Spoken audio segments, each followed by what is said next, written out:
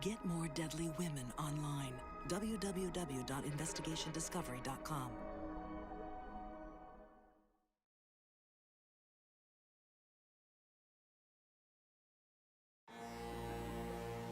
When a woman turns on a man, by far the most shocking case I've ever dealt with.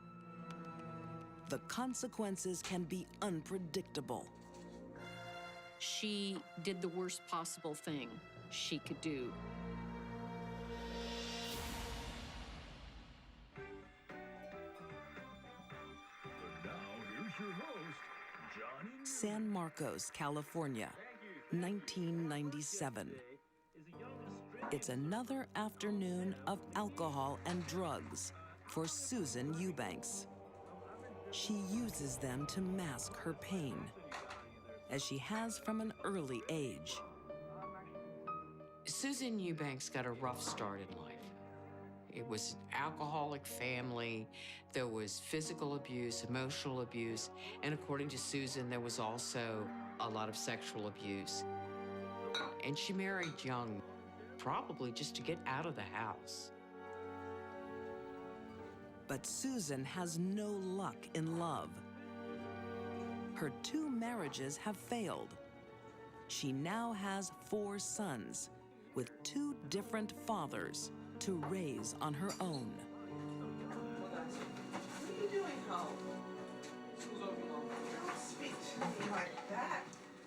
Most of the time, Susan relies on her oldest son, 14-year-old Brandon, to bring up his 3 brothers. We see this in families that are chaotic. The oldest child takes on responsibility, How's school today? parental responsibilities for taking care of the younger children.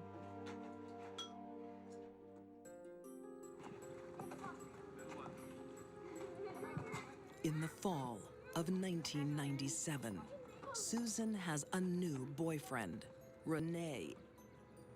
He moves in. Renee will soon realize having a relationship with Susan isn't easy.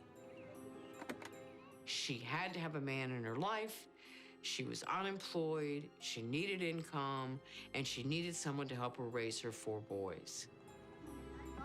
One Sunday, Susan wants to go out drinking. The bar. You said we were going to the park. We need some alone time. Get over it.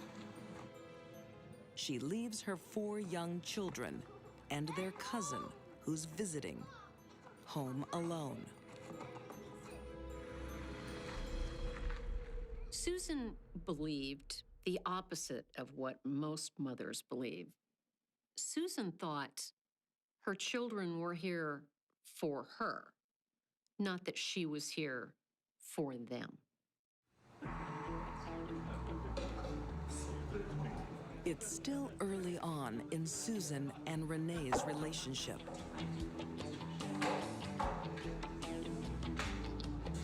But Renee is not attentive enough for Susan. She's deeply insecure and jealous.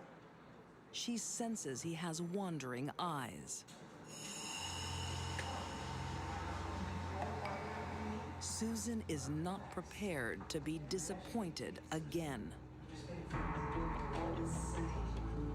Her sister had talked to her, and she had indicated that she was very anti-male that day. You over there whoring with another woman, and I'm right here.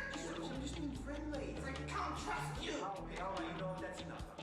When Renee tells her he wants out, Susan loses it. Yeah, well, let's see how full I am. They left the bar and went home, and the fight continued. You are not leaving me. You are not leaving me. I'll make everybody pay. You're not leaving me. It was loud, it was physical. Psycho! Done with You're not leaving me. Renee wanted out of the relationship, and Susan was not going to let that happen. That is, you can't take this. You can't leave me. To keep Renee from leaving, Susan makes an unimaginable threat. I'll hurt myself. Stop making stupid threats, Susan. Yeah? I'll hurt the kids. I brought them into this world. I can take them out. Just don't talk like that, okay? Renee doesn't take her seriously I just want to make this and work. tries to calm this wild woman, the only way he knows how.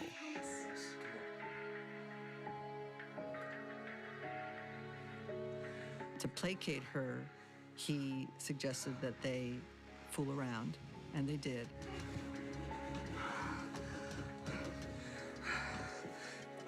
When she was still in the bedroom, he found an opportunity to leave and call the police to ask them to help him remove his property from the residence because I guess he expected there would be a scene.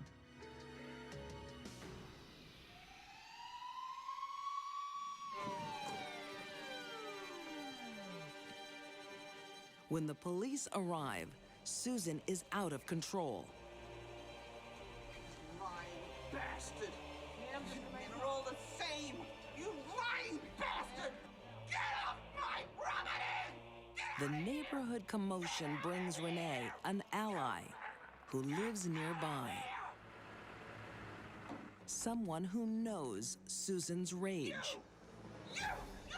Her estranged husband, Eric Eubanks, the father of her 3 youngest sons. Eric helped Renee and drove him off in his car.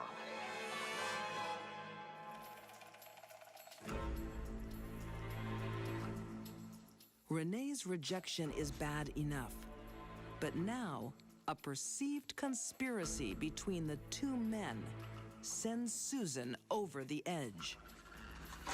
Susan was just whirling into total violence and deliberation and premeditation.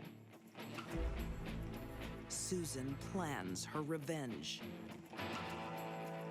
Susan writes to the fathers of the children, "You left me. You left me.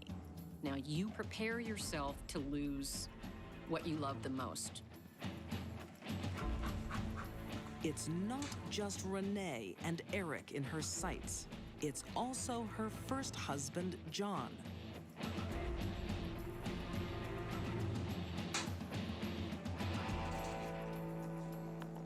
It was just basically the ultimate betrayal.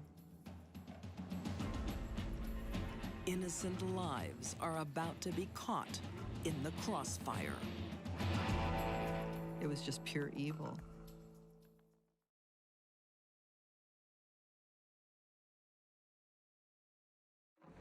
Susan Eubanks is white hot with rage when her boyfriend walks out. You're not leaving. It fuels her anger towards all men. She has already 2 failed marriages and is left with 4 sons.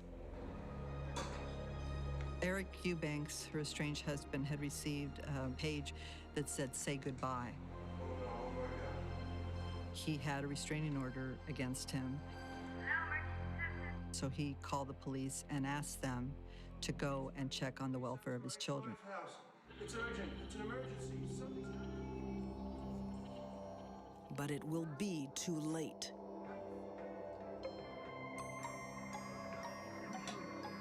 Susan has begun her deadly retribution, starting with her oldest, her first husband's son, Brandon.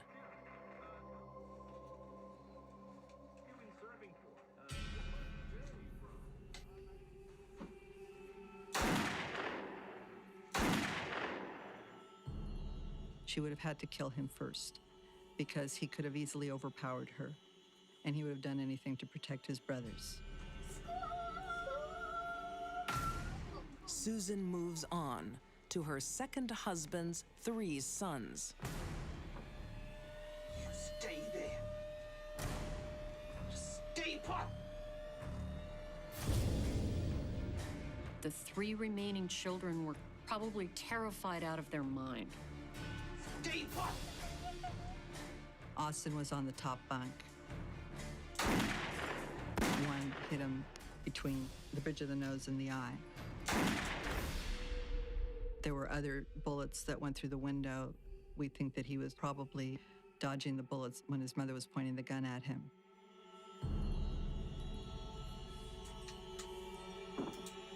You stay there.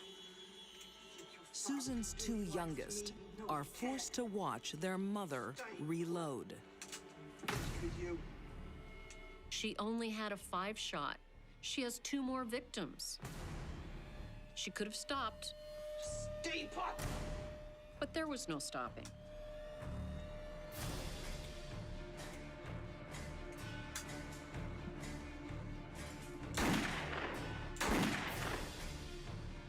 Brigham was shot once on the right side by the ear and then on the back of the head. There was a muzzle imprint, so she put the gun right up to his head.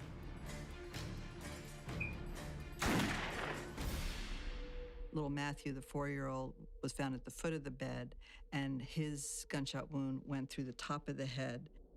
He must have been in a fetal position. Susan murdered her sons in the same order that they came into her life. Only one child is spared. Susan's visiting nephew. The fact that Susan did not kill her nephew, I believe, proves what her motive was all along: to break the heart and destroy the life of the fathers of those children. She had no beef with the father of the little boy that survived.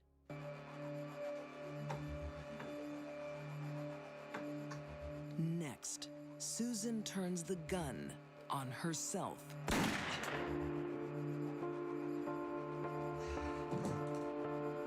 But she doesn't plan to die. Susan shot herself in the stomach, then called 911.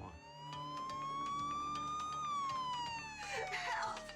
What she claimed to police was it was a murder-suicide. Help!